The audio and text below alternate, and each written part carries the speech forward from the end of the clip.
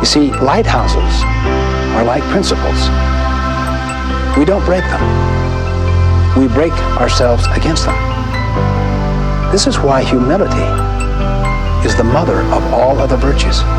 Openness, teachability, humility, awareness of external realities. If you can cultivate that and apply it with other people, you'll change the whole nature of the culture. It'll become a principle-centered culture, not one driven by social values. I had a friend of mine who said, our company is value-driven. I said, every company is value-driven. Hitler was value-driven. The question is, are the values in alignment with principles? That is a humbling question. Are my values and my habits in alignment with principles, with natural laws? Now, when principles and values are aligned, then you could use the words interchangeably. You could call it values or principles, it would make no difference. So you don't want to get hung up semantically on the difference. But if they are not aligned, then it's better to see what the principle is and what the established value is, and then work here to align it.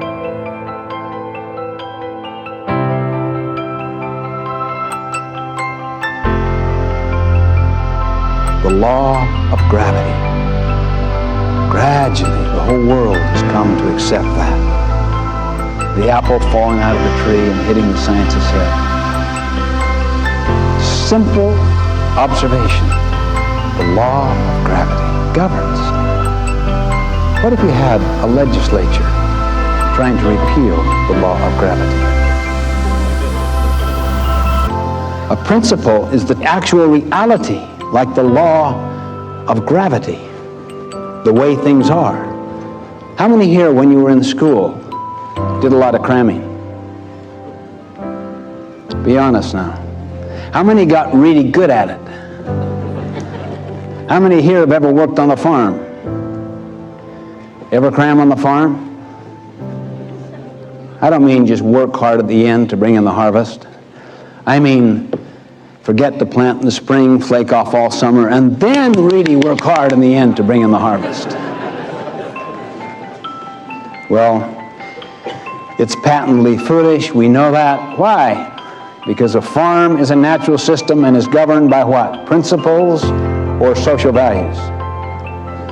Principles. What about the development of our mind? What would you say? Social values or principles? The development of the mind, not the getting of a degree. You can't fake it. The development of the mind is based on principles, the law of the harvest, not on social values, however popular. What about the body? What would you say? Social values or principles? Our health, physical, mental, spiritual, emotional, is governed by the law of the harvest, by principles, not by social values.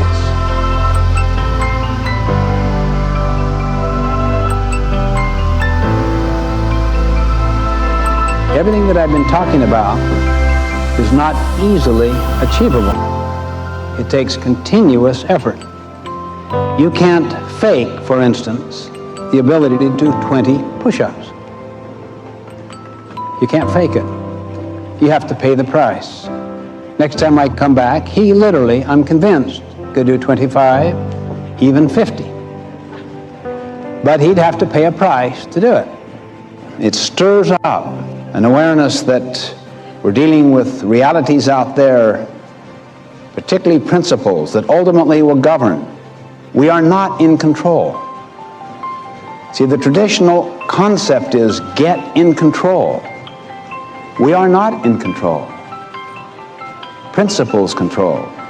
We control our actions, but the consequences that flow from those actions are controlled by principles.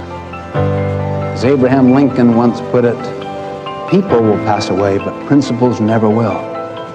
They endure. This is why we believe so much in the Eastern statement. Give a man a fish, you feed him for the day.